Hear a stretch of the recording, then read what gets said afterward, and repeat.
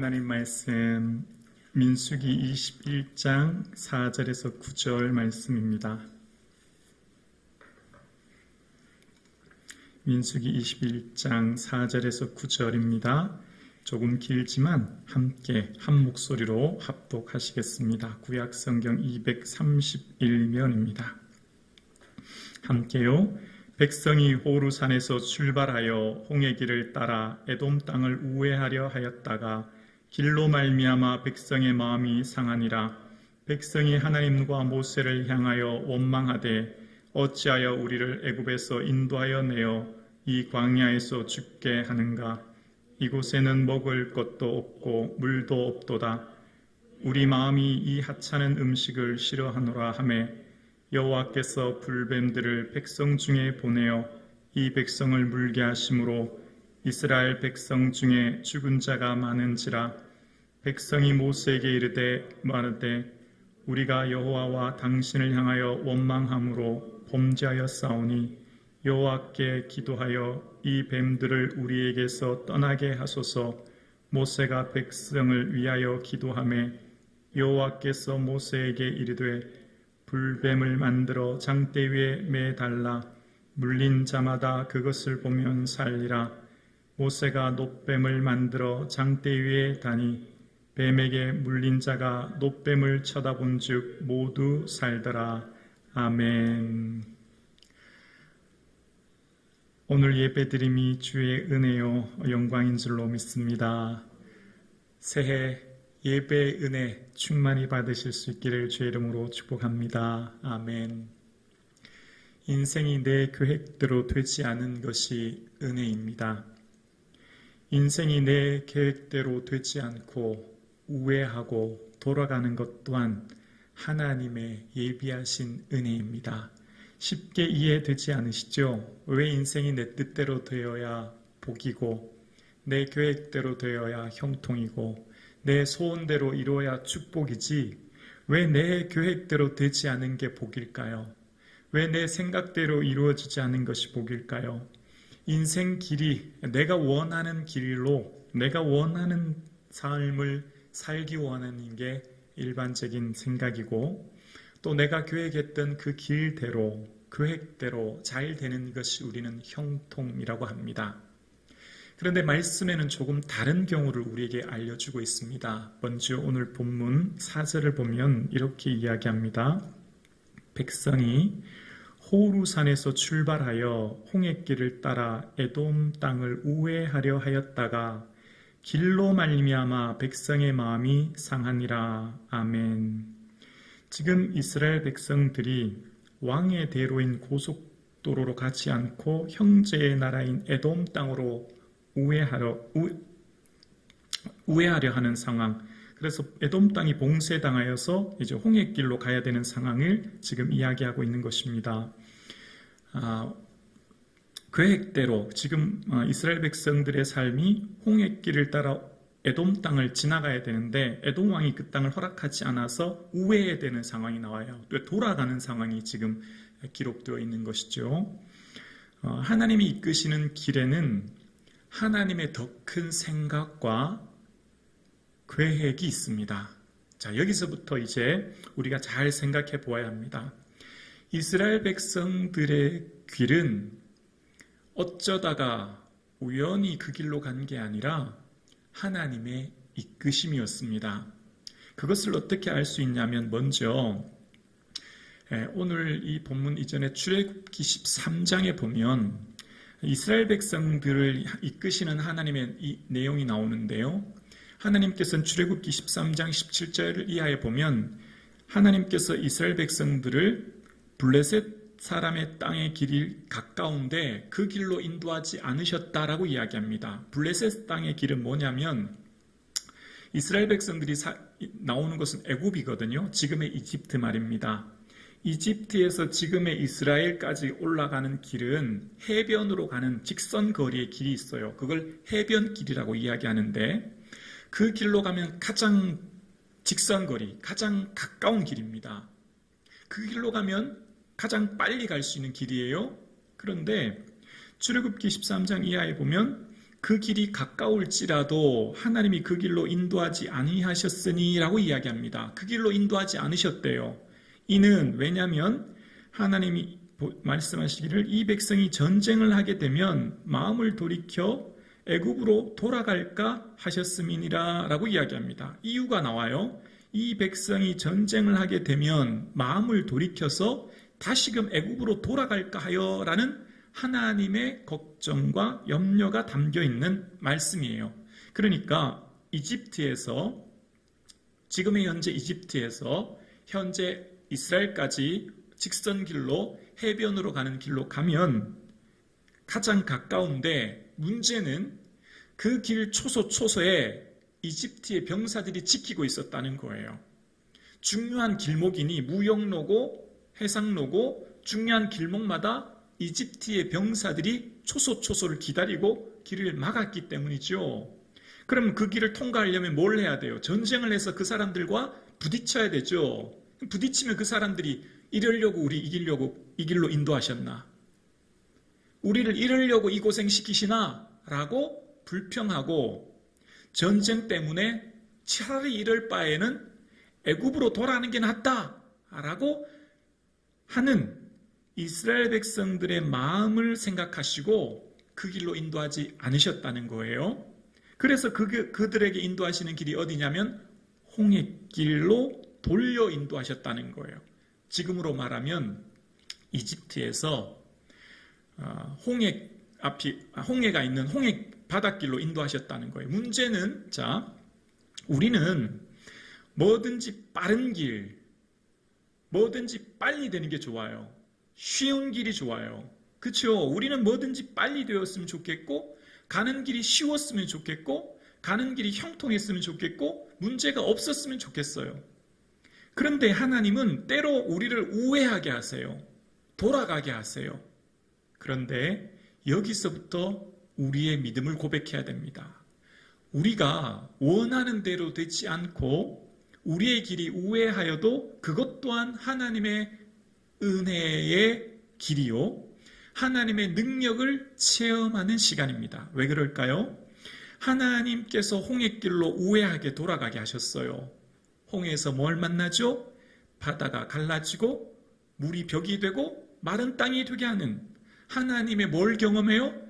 능력을 체험하는 길로 건너가게 하신 거예요. 여러분, 요셉의 계획은 고향 땅에서 양치며 사는 계획이에요. 요셉 계획대로 고향 땅에서 양치며 사는 대로 뒀다면 요셉은 성경에서 말하는 애굽의 총리가 되지 못했겠지요. 그러나 요셉의 계획대로 되지 않은 것이 요셉의 인생에는 복이 된 거예요. 요셉의 삶의 계획, 자기의 생각의 바운더리, 세계관, 가치관은 나는 그냥 아버지 밑에서 양 많이 받아서 목축업을 하면서 부자 되는 게 요셉의 이 스케일과 크기와 계획과 자기 생각이에요. 요셉의 생각은 아무리 생각해도 고향 땅에서 목축업하는 게 자기의 가장 큰 꿈이에요. 그러나 하나님은 그냥 그렇게 하지 않으십니다. 하나님이 이끄시는 길은 요셉의 생각과 좀 달랐어요. 요셉의 생각대로 되지 않았고 오히려 고난의 길로 가게 하셨지만 그것은 하나님의 인도하시는 길이었고, 그 길로 통해 하나님은 요셉의 생각, 요셉의 세계관, 요셉의 경험을 뛰어넘는 하나님의 계획과 하나님의 생각과 하나님의 길로 인도하신 것이죠. 그래서 요셉은 상상하지도 못할 은혜를 경험하는 능력의 삶을 살게 된 거예요. 사랑하는 성도님, 새해가 되었습니다. 혹 여러분의 인생에 나는 지금 원래 내 계획했던 길이 이 길이 아닌데 하나님은 왜 나를 이 길로 인도하시나? 하나님은 왜 나를 우회하고 돌아가게 하시나? 하나님은 왜 나를 그 길을 막으시나? 라고 생각하지는 않으십니까? 그러면 믿음이 없이 그 생각하면 내 마음에 불평이 일어날 수 있지만 그때는 바로 하나님의 은혜를 바라보는 시간입니다. 사랑하는 성도님, 오늘 본문에 이스라엘 백성들은 그 길이 우회해서 형제 나라인 에돔 왕이 그 길을 열어주지 않아서 막아서 돌아가야 되는 상황이 생겼고, 내가 원하는 길로 가지 않고 돌아가니 그 인생 걸어가는 길로 말미암아 4절 끝에 보면 백성의 마음이 상하니라 라고 기록하고 있습니다. 여기서 상했다라는 원어의 뜻은 안목이 좁다는 뜻이에요. 백성의 마음이 상하니라, 마음이 상했다라고 하는 히브리어의 원어의 뜻은 안목이 좁아졌다는 뜻이에요. 안목이 좁아졌다.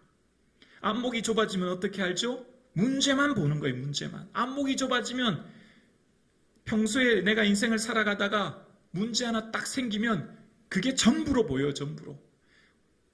99가지의 은혜가 있는데 문제 한 개가 생기면 문제 한 개가 99가지의 은혜를 다 덮어버려요. 문제가 전체처럼 느껴져요. 안목이 좁아지는 거예요. 그래서 그것 때문에 힘들어하고 낙심하게 되어요. 마음이 상했다라는 영어 성경은요, 인내심이 바닥났다라고 해석하고 있어요. 인내심이 바닥나요. 아니 내가 여기까지 와서 애굽에서 이끌어내서 광야길을 왔는데 왜 또 우리를 우회하게 하시나? 더 이상 못 참겠다. 인내심이 바닥나게 하는 거예요. 여러분 계획하는 대로 취업이나 결혼이나 입학이나 뭐든지 진급이든지 우리의 계획하는 대로 되지 않아서 인내심이 바닥나 원망되는 생각이 드십니까? 마음에 원망과 불안이 드십니까? 우리의 삶 가운데 계획하는 일대로 되지 않고 이 일들이 돌아가는 것 같아서 인내심이 바닥나서 한계 상황 가운데 부딪혔습니까? 그러면 그때 비로소 우리의 믿음이 안목이 좁아지는 것이 아니라 믿음의 눈을 열어서 더 크신 하나님 바라보고 문제에 집중하는 것이 아니라 문제 넘어 일하실 하나님 바라보는 안목이 넓어지는 믿음의 역사가 있기를 주님의 이름으로 축원합니다. 이스라엘 백성들을 인도하시는 길, 그 길은 하나님이 인도하시는 길이었죠. 하나님께서 이끄시는 길은 항상 하나님의 계획하심이 있는 거예요. 모세가 자신의 혈기 때문에 사람을 돌로 쳐 죽이죠. 그래서 미디안 광야를 방황해요. 우리는 그 성경의 장면을 읽으면 마치 모세 개인의 혈기, 실수, 잘못 때문에 40년을 허비한 것처럼 느끼지만 스데반은 모세의 인생을 재조명하며 설교할 때 그렇게 말하지 않아요. 40년이 참에 천사가 시내산 광야 떨기나무 불꽃 가운데 그에게 보이셨다 이야기합니다. 40년이 찼다는 말은 뭔 말이죠? 하나님의 때가 찼다는 거예요. 하나님의 때가 찼다는 뭔 말이죠? 하나님이 그 이끄시는 길에는 하나님의 계획하심과 때가 있다는 거예요. 하나님의 그 때를, 그 시간을 채워야만 또 다른 길이 열리게 하시는 하나님의 계획하시는 시간 안에 우리가 있음을 스데반은 모세의 인생을 바라보며 설교합니다. 사랑하는 성도님, 우리의 인생길 가운데 계획대로 되지 않은 문제와 일로 인하여 인내심이 바닥나고 한계 상황 가운데 있을 때 우리는 그때 비로소 우리의 안목이 좁아지는 게 아니라 우리의 안목이 넓어져서 믿음의 눈으로 하나님 바라보고 그 문제를 통하여 일하실 하나님의 능력을 바라보시는 은혜가 있기를 주의 이름으로 축원합니다. 믿음은 하나님의 관점으로 나와 세상을 보는 거예요. 믿음은 관점을 바꾸시는 거예요. 문제를 만났을 때 나의 인맥과 방법과 힘을 총동원해서 그 문제를 해결하려고 하십니까? 지금 그 문제를 내가 해결할 수 없어서 내 할 수 있는 모든 방법을 동원해서 그 문제를 해결하려고 하십니까? 아니요. 그때는 기다리는 때이지요. 그래서 항상 우리 인생에 있어서 문제가 나타나면 모든 사람들은 두 가지 반응이 등장합니다. 원망할 것인가, 기도할 것인가. 문제 앞에 나타난 두 가지 특징은 원망할 것인가, 기도할 것인가의 그 선택의 기로에서 내가 뭘 선택하느냐에 따라 내 앞길의 길이 보여지게 될 것입니다. 21장 5절입니다. 백성이 하나님과 모세를 향하여 원망하되 어찌하여 우리를 애굽에서 인도하여 내어 이 광야에서 죽게 하는가? 이곳에는 먹을 것도 없고 물도 없도다. 우리 마음이 이 하찮은 음식을 싫어하노라 하매. 문제를 만난 백성들이 첫 번째 반응은 원망이었습니다. 왜 우리의 가는 길을 우회하여 돌아가게 하는가? 지금 우리의 인생길이 얼마나 피곤한지 하나님 아시나? 내 먹을 것도 물도 없는 이 광야길을 하나님 우리를 가게 하신다 라고 하면서 원망의 내용을 보면 정말 어처구니 없는 얘기를 해요. 다시 한번 본문 보여주시겠어요? 우리 함께 고백합니다. 시작. 백성이 하나님과 모세를 향하여 원망하되 어찌하여 우리를 애굽 땅에서 인도해 내어 이 광야에서 죽게 하는가? 이곳에는 먹을 것도 없고 물도 없도다. 우리 마음이 이 하찮은 음식을 싫어하노라 하매. 자, 먹을 것이 없대요. 아니요. 천만의 말씀. 만나 주셨거든요. 첫날부터 만나 먹고 있거든요. 먹을 게 없다니요. 근데 더 웃긴 얘기가 나와요. 하찮은 음식을 싫어하노라. 영어 성경에는 형편없는 음식이래요. 아니 세상에 광야에서 자신들이 애써서 노력하면 먹을 걸 구할 수 있을까요? 여러분 광야 가보시면 아시지만 끝없는 지평이에요. 돌하고 모래밖에 없어요. 거기서 먹을 걸 어떻게 구해요? 내 힘으로 구할 수 있는 먹을 것 아무것도 없어요. 그래서 하나님은 어떻게 해요? 하늘에서 만나를 매일매일 내려주셨어요. 매일매일 신선한 만나를 주셨어요. 그런데 시큰 먹은 만나를 가지고 하찮은 음식이라고 하나님의 은혜를 폄하하기 시작합니다. 영적인 질병이 들면 은혜를 당연하게 아니요 하찮게 여깁니다. 영적인 질병이 들면 평범한 하루를 하찮게 생각해요. 영적인 질병이 들면 내가 먹는 하루 한 끼를 하찮게 여기고 내가 숨쉬는 순간, 걸어가는 순간, 걸음, 말하는 모든 말과 행동, 모든 순간이 은혜인데 그것을 하찮게 생각하는 거예요. 평범한 은혜 속에 비범한 축복이 담겨 있다고 하는 것을 깨닫지 못하고 평범한 은혜가 얼마나 소중한 하나님의 은혜인가를 잊지 못하고 매 일상에 펼쳐진 평범한 은혜를 하찮게 여깁니다. 바로 영적인 질병이 들면 그래요. 원망하기 시작하면 그래요. 먹을 음식도 없고 물도 없어도 말했지만 하나님 그렇게 하지 않으셨어요. 그들의 가는 길에 반석에서 물을 내시고 만나의 매일의 삶의 만나를 주신 하나님께서 물에 빠진 사람을 건져냈더니 보따리 내놓으라는 격하고 다를 게 뭐가 있습니까? 언제 그들을 굶긴 적이 있고 목마르게 한 적이 언제 있습니까? 항상 돌보시고 지키셨는데 이 하찮은 음식을 싫어한다고 하나님의 주신 그 만나를 폄하하기 시작합니다. 우리가 영적인 질병이 들면 내게 일어나는 모든 일들을 하찮게 여기기 시작하는 거예요. 사실은 모든 순간이 다 하나님의 은혜인데 말입니다. 하나님께서는 그들의 삶에 만나를 먹이신 것은 사람이 떡으로만 살 것이 아니요 하나님의 입에서 나오는 말씀으로 살도록 깨닫기 위한 것이었어요. 그들에게 매일 먹인 만나는 만나가 아니라 그 만나를 통해 인생들은 말씀 먹어야 산다는 것을 깨닫기 위한 하나님의 방법이셨던 것이죠. 그래서 인생은 말씀이 나를 살립니다. 나를 살리는 방법은 내가 살아나는 유일한 방법은 말씀이에요. 그래서 시편 119편 50절에 보면 이 말씀은 고난 중에 위로라. 이 말씀이 나를 살리셨기 때문입니다. 말씀은 고난 중에 위로가 돼요. 어떤 것도 나를 위로하지 못해요. 사람은 사랑할 대상이지 믿을 대상은 아니거든요. 사람은 내가 사랑할 대상이지 의지할 대상이 아니거든요. 살아볼수록 느끼게 되어집니다. 말씀만이 내게 위로가 되어져요. 말씀이 고난 중에 위로가 됩니다. 말씀이 나를 살리는 것입니다. 하나님이 광야에서 만나를 먹이신 이유는 뭐죠? 너희는 말씀으로만 너희는 살 수 있다. 말씀 먹어야 사는 인생이야. 너희 영혼이 사는 비결, 너희 인생이 사는 비결은 내 입에서 나오는 말씀으로 살 수 있어 라고 깨닫게 하시는 거죠. 그래서 인생을 살면서 만난 문제 앞에 모든 것이 하찮게 느껴지고 모든 것이 별 볼 일 없는 것처럼 느껴지는 그 평범한 일상이 알고 보면 은혜입니다. 상실 후에야 비로소 깨닫는 것들이 얼마나 많은지 몰라요. 어리석은 사람은 상실한 후에야 그 가치를 깨닫지요. 그러나 지혜 있는 사람은 현재에 주어진 작은 것들을 감사하며 사는 것입니다.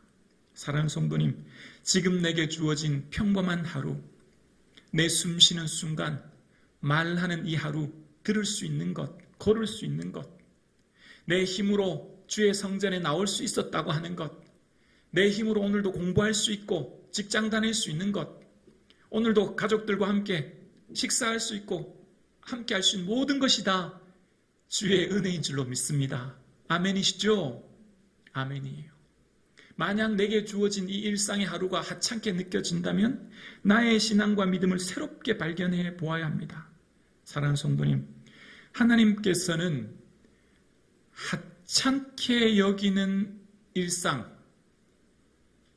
하찮게 여기는 만나, 하찮게 여겨지는 것들을 깨닫게 하십니다. 뭘로요? 고난이라고 하는 것을 통해요. 6절입니다. 6절에 보면 여호와께서 불뱀들을 백성 중 내보내어 백성을 물게 하심으로 이스라엘 백성 중에 죽은 자가 많은지라. 하나님 너무하신 거 아닌가? 원망 몇 마디 했다고 어떻게 불뱀으로 이렇게 사람들을 죽이게 하시나? 하나님 사랑이 없고 진노의 하나님이신가? 우리 마음은 이런 마음이 들죠. 아니 좀 불평 좀 했다고 하나님 너무하신 거 아닌가? 우리는 흔히 이제 이 생각이 들어요. 자, 그런데 이 말씀을 곰곰이 묵상하면 반대로 생각하게 되어요. 왜냐하면 하나님이 그동안 얼마나 큰 사랑으로 그들을 지키셨는지 깨닫게 돼요. 자, 볼까요? 신명기 8장 15절에 그 이유를 알게 되어집니다. 함께 고백합니다. 너를 인도하여 그 광대하고 위험한 광야 곧 불뱀과 전갈이 있고 물이 없는 간주한 땅을 지나게 하셨으며 또 너를 위하여 단단한 반석에서 물을 내셨으며 다음 구절이요. 네, 여기까지 보겠습니다. 자, 광야는 어떤 곳이었다고요? 불뱀과 전갈이 있고라고 했죠. 그러니까 지금까지 불뱀과 전갈에 안 물린 것이 뭐였죠? 은혜였어요. 어쩌면 물리는 것이 당연할 수도 있는 거예요. 왜냐하면 광야에는 워낙 불뱀과 전갈이 많기 때문에 지금까지 안 물리고 온 것이 은혜였고, 아멘이십니까? 맞죠? 워낙 불뱀과 전갈과 위험한 것들이 많아서 알고 보면 다 하나님이 보호해 주셨던 거예요. 지켜주셨던 거예요. 그러니까 지금까지 불뱀에게 안 물리고 전갈에게 안 물린 그 하루하루가 다 하나님께서 보호하심 안에 있었던 거죠. 아멘이십니까? 지금 우리의 삶 가운데 사건과 사고와 어려움 당하지 않는 것이 은혜예요. 그런데 이스라엘 백성들의 삶은 워낙 불뱀과 전갈이 우글거리는 광야, 물 없는 사막을 다니는 것이 지난번의 인생까지가 은혜였다는 것을 깨닫지 못했던 거죠.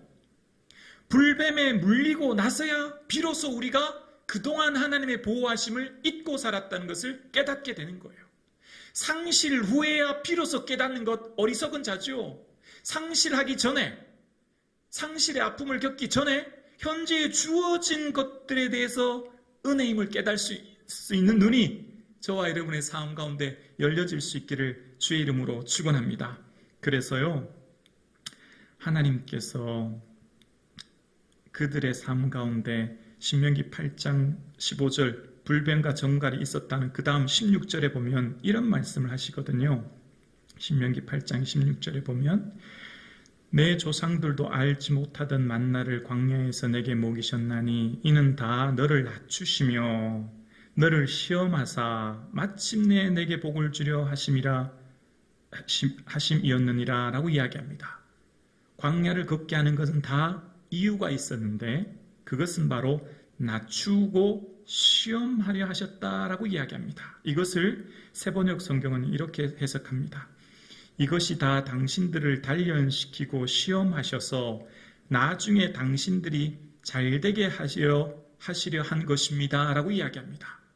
하나님이 이스라엘 백성들을 지금은 광야라고 하는 용광로를 통하여 그들의 불순물을 제거하고 낮추시고 시험하는 시간이셨고, 그래서 그들의 삶 가운데 하나님의 은혜 없이 단 하루도 살 수 없는 그 광야의 시간을 가게 하셔서 전적인 하나님의 은혜를 깨닫게 하고 인생의 모든 순간이 하나님의 은혜 없이는 살 수 없음을 그들의 높고 교만해지는 마음을 낮추셔서 온전히 주의 은혜만을 깨닫도록, 그들이 교만하여 내 힘으로 살 수 있다, 내 능력으로 살 수 있다, 인생은 내가 할 수 있다고 하는 모든 것들에서 그들을 완전히 낮추셔서 은혜 없이는 살 수 없다, 오직 은혜만이 나를 지킨다라고 하는 것을 깨닫도록 그들의 삶을 하나님께서는 이후 더 큰 은혜를 주시기 위한 것임을 말씀하고 있는 것을 봅니다. 여러분, 내 힘으로 내 건강 지킬 수 있는 사람 누가 있습니까? 내 힘으로 내 자녀 지킬 수 있는 사람 누가 있습니까? 내 힘으로 내 기업을 온전히 붙들어 잘 경영할 수 있는 지혜 있는 사람 과연 몇 명이나 될까요? 알고 보면 내 살아가는 모든 순간순간에 하나님이 보호하심과 인도하심 안에 있음을 깨달아야 합니다. 문제를 만났을 때 원망할 것인가 기도할 것인가의 갈림길에서 기도를 선택하는 저와 여러분 되실 수 있기를 주의 이름으로 축원합니다. 기도하면 비로소 하나님의 능력을 바라보게 됩니다. 기도하면 비로소 하나님의 관점으로 나와 세상과 사건을 보게 되어지죠. 그리고 무엇을 해야 될지 깨닫는 거예요. 7절입니다. 21장 7절이요. 백성이 모세에게 이르러 말하되 우리가 여호와와 당신을 향하여 원망함으로 범죄하였사오니 여호와께 기도하여 이 뱀들을 우리에게서 떠나게 하소서. 모세가 백성을 위하여 기도하매. 백성들은 다 원망하는데 딱 한 사람 모세는 기도합니다. 문제 앞에 원망하는 사람과 기도하는 사람 두 부류의 인생으로 나눠지게 되죠. 문제 앞에 하나님 앞에 기도하는 사람, 그 사람은 하나님께 뭘 간구해야 될지 알게 되어지고, 지금 모세는 하나님 앞에 우리의 원망함으로 우리가 범죄했습니다. 하나님 용서해 주시고 이 불뱀을 떠나기를 원합니다라는 중보 기도하는 모세를 발견하게 되어집니다. 문제를 만났을 때 주 앞에 무릎 꿇느냐 무릎 꿇지 않느냐가 그 인생의 앞길이 결정되어짐을, 문제 앞에 원망하며 불평하며 앉아있을 것인지 하나님께 전심으로 기도할 것인지 오늘 본문을 통해 우리에게 말씀하고 계십니다. 하나님께서는 기도하는 모세를 통하여 하나님께 중보 기도하게 하시고 백성들의 원망함으로 말미암아 온전히 범죄하여 회개케 함을 이 본문은 이야기하고 있습니다. 사랑하는 성도님, 사람이 왜 죽습니까? 질병으로? 사고로 죽습니까? 성경에서 말하는 더 근본적인 게 있어요. 사람이 죽는 이유는 죄의 삭시입니다. 성경에서 말하는 죽음은 죄의 삭시 사망인 거죠. 죄가 하나님과 우리의 모든 관계를, 이웃과 나의 관계를 단절시키는 근원적인 문제인 거예요. 그러니까 기도하면 뭘 보게 하실까요? 나와 공동체에 대한 죄를 보게 하시는 거죠. 온전히 주님 앞에 회개케 하는 거예요. 회개하여야 영혼이 살아납니다. 회개하여야 영혼이 새롭게 되거든요. 그래서 하나님께 기도했던 모세, 하나님 기도하는 그를 통해 하나님은 새로운 은혜를 주시는 것이죠. 문제 앞에서 원망하는 인생이 아니라 기도하는 인생 되어질 수 있기를 주의 이름으로 축원합니다. 아멘이십니까? 기도했더니 하나님께서 길을 열어주십니다. 8절입니다. 8절이요. 여호와께서 모세에게 이르시되 불뱀을 만들어 장대 위에 매달라 물린 자마다 그것을 보면 살리라. 아멘.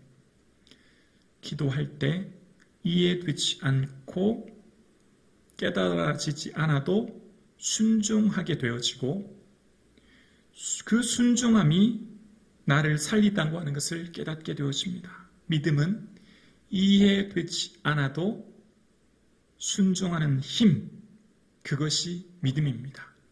내가 다 깨달아지고 내가 다 이해되지 않아도 순종할 수 있는 힘이 믿음이며 그 믿음이 결국 나를 이끌 것이며 나를 살리는 겁니다.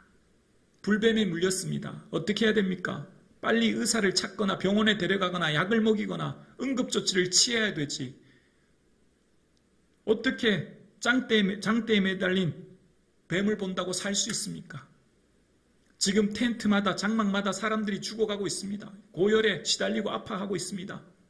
그런데 엉금엉금 기어서라도 이해되지 않지만, 납득되지 않지만 엉금엉금 기어서 나가서 보는 자는 다 살게 되어 있습니다.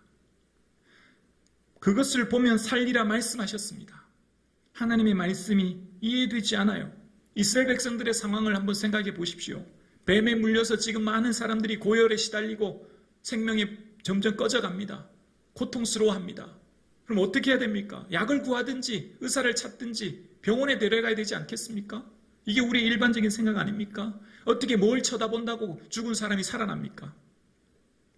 믿음은 이해되지 않고 납득되지 않을 때, 상식을 넘어서 믿음의 발걸음을 내디딜 때 하나님의 역사를 경험하게 될 줄로 믿습니다.